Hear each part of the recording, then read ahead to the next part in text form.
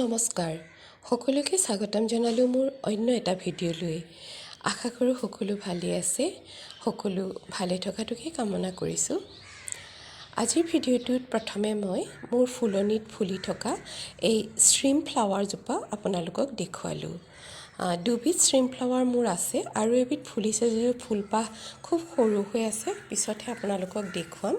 আৰু এইপাহ হৈছে yellow colour, yellow মানে লেমন গ্ৰীণ। এইটো হৈছে যিটো গ্ৰীণ দেখিছে সেইটো এটা আৱৰণ, আৰু বগা যিপাহ দেখিছে সেইপাহে ইয়াৰ আচলতে ফুল। দেখিবলৈ ফুলপাহ সৰু যদিও এই সেউজীয়া আৱৰণটোৰ কাৰণেই বৰ ধুনীয়া লাগে।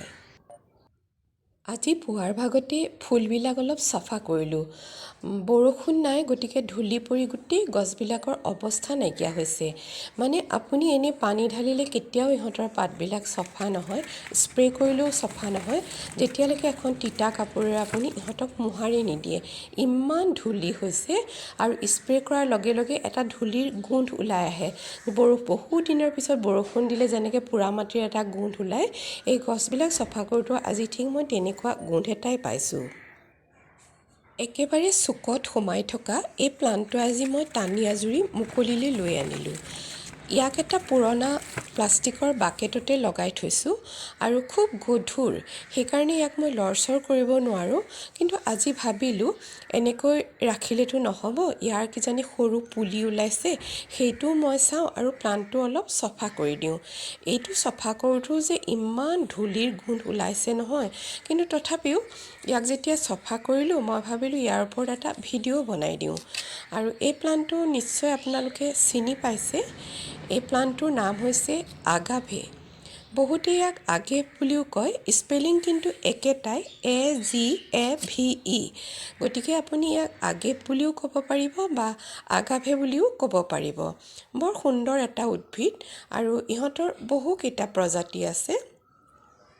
আৰু অৰিজিনেলি ইহঁত আমেৰিকা আৰু মেক্সিকোৰ প্লাণ্ট হয়, আৰু বৰ্তমানে এয়া বিভিন্ন দেশলৈ সিঁচৰিত হৈ পৰিছে। আৰু ইয়াৰ প্ৰজাতি কেইটামান চাওকচোন, এয়া মই দেখুৱাই দিছোঁ। বৰ ধুনীয়া দেখিবলৈ।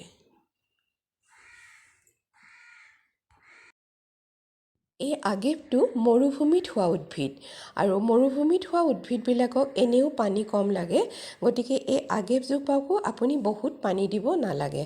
আৰু যদি কণ্টেইনাৰত লগাই আপুনি চাব যেতিয়া শুকাই গৈছে মাটিটো, তেতিয়া আপুনি পানী দিব। আমি কেতিয়াবা কি কৰোঁ, অকণো চিন্তা নকৰাকৈ মাত্ৰ পানীয়ে ঢালি থাকোঁ প্লাণ্টটোত। এনেকুৱা কেতিয়াও কৰিব নালাগে। আগেভটো বুলিয়ে মই কোৱা নাই, যিকোনো প্লাণ্টৰ ক্ষেত্ৰতে কৈছোঁ। এনেকৈ পানী থাকিলে কি হয়, ঢালি থাকিলে কি হয়, লাহে লাহে ইয়াৰ তলৰ পৰা শিপাটো গেলি আহে আৰু অতি সোনকালে প্লাণ্টটো মৰি যায়। কিন্তু কম পানী দি থাকিলেও কেতিয়াবা প্লাণ্টবিলাক চাব আপোনাৰ বাচি থাকে। গতিকে আগেভটোৰ ক্ষেত্ৰতো সেই একেটা কথাই খাটে। আপুনি পানী ইয়াত কমকৈ দিব, যেতিয়া শুকাই যায় আপুনি তেতিয়াহে ইয়াত পানী দিব। যিহেতু ই ডেজাৰ্টত হোৱাই এটা প্লাণ্ট, আৰু তাত থকা ডেজাৰ্টত বাস কৰা লোকবিলাকে এই গছৰ পাতটোৰ পৰা পানীও উলিয়াই লয়। এই আগেভ প্লাণ্টটোৰ পাতবিলাকৰ যিটো ফাইবাৰ আছে নহয়, সেই ফাইবাৰটোৰ পৰা কিন্তু বহুত বস্তু বনায়। আৰু তাৰ পৰা সাধাৰণতে কাপোৰ বনায়, ফুটৱেৰ, তাৰপিছত আপোনাৰ ৰছী বনায়, ব্ৰাছ, নেট, শ্লিপিং নেট আদি বহুত সামগ্ৰী ইয়াৰ পৰা প্ৰস্তুত কৰে। আৰু ইয়াৰ পাতৰ আগটো চাওক, একদম বেজীৰ দৰে জোঙা, আৰু অসাৱধানে কাম কৰিলে আপোনাক কেতিয়াবা খুচিব পাৰে। খুব জোঙা ইয়াৰ আগটো, এয়া দেখিছেনে? এয়া চাওক, মই কেতিয়াবা এই জোঙা আগবিলাক অকণমান কাটি থৈ দিওঁ, নহ'লে খুচিব পাৰে বুলি। আগেভৰ পুলি এটা যেতিয়া প্ৰথমে লগাব, আপুনি বাৰু এটা সৰু কণ্টেইনাৰতে লগাব, কিন্তু ষ্টেপ বাই ষ্টেপ আপুনি কণ্টেইনাৰটো কিন্তু সলনি কৰিব লাগিব। কাৰণ এই আগেভজোপা বহুত ডাঙৰ হৈ যায়, গতিকে এটা সৰু কণ্টেইনাৰে ইহঁতক জীয়াই ৰাখিব নোৱাৰিব।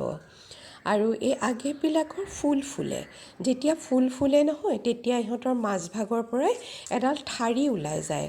আৰু ঠাৰিডালৰ ভিতৰৰ যিটো ৰসাল পদাৰ্থ থাকে নহয়, সেই পদাৰ্থও বিভিন্ন সামগ্ৰী প্ৰস্তুতকৰণত ব্যৱহাৰ কৰা হয়। এয়া চাওক, আগেভৰ ফুলবিলাক কেনেকৈ ফুলিছে, এয়া ঠাৰিডাল ওলাই গৈছে।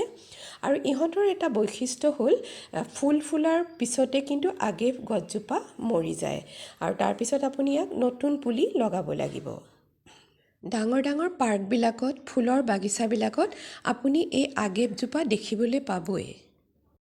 ইহঁতৰ বংশবৃদ্ধিৰ প্ৰক্ৰিয়াটো হ'ল এনেধৰণৰ। এই প্লাণ্টটোৰ গুৰিৰ পৰাই সৰুকৈ পুলি ওলায় আৰু সেই পুলিটো আপুনি ছেপাৰেট কৰি নতুনকৈ ইয়াৰ পুলি কৰিব পাৰিব। এতিয়া ইয়াতে এটা সৰু পুলি ওলাইছে, মই আপোনালোকক দেখুৱাম ৰ'ব। এইটো চাওক, এইটো দেখিছেনে? এটা সৰুকৈ পুলি গুৰিৰ পৰা ওলাই আহিছে আৰু এই পুলিটোকে যদি মই বেলেগকৈ লগাই দিওঁ তেতিয়া নতুনকৈ এজোপা মই আগে প্লাণ্ট কৰিব পাৰিম। গতিকে ইহঁতৰ প্ৰপগেশ্যনৰ প্ৰক্ৰিয়া হ'ল সেইটোৱেই। এই উদ্ভিদটো যিহেতু মৰুভূমিৰ উদ্ভিদ, গতিকে ইহঁতে ৰ'দ ভাল পায়। কিন্তু যেতিয়া আপুনি কণ্টেইনাৰত লগাব তেতিয়া গোটেই দিনটো আপুনি ৰ'দত নাৰাখিব নালাগে। অন্ততঃ দিনটোৰ 4-5 ঘণ্টা ৰ'দ দিলেই ইহঁতৰ বাবে যথেষ্ট। আৰু ইয়াৰ মাটিটো আপুনি কেনেদৰে প্ৰস্তুত কৰিব? আপুনি আপোনাৰ বাৰীৰ মাটি ল'ব, তাতে অলপ বালি, শুকান পাতৰ সাৰ আছে যদি সেয়াও মিহলি কৰিব আৰু অলপ গোবৰ সাৰ আপুনি মিহলি কৰি দিব পাৰে আৰু সামান্য নিমখলি দিব পাৰিলে ভাল। ইয়াৰ উপৰি আপুনি ইয়াত শুকান নাৰিকলৰ বাকলি সৰু সৰু টুকুৰা কৰি দিব পাৰিব। এঙাৰ নাইবা কয়লাৰ টুকুৰাও আপুনি ইয়াত মিহলি কৰি দিব। এনেদৰে মাটিটো প্ৰস্তুত কৰি আপুনি এই আগেভ প্লাণ্টটো লগাব পাৰিব। ৱেল ড্ৰেইন ছইল হ'লে ভাল। আজিৰ ভিডিঅ'টো যদি ভাল লাগে তেন্তে নিশ্চয় লাইক কৰি যাব আৰু আপুনি যদি মোৰ চেনেলটো প্ৰথমবাৰৰ বাবে চাইছে তেন্তে চেনেলটো ছাবস্ক্ৰাইব কৰি যাবলৈ অনুৰোধ কৰিলোঁ। আজিলৈ আহোঁ।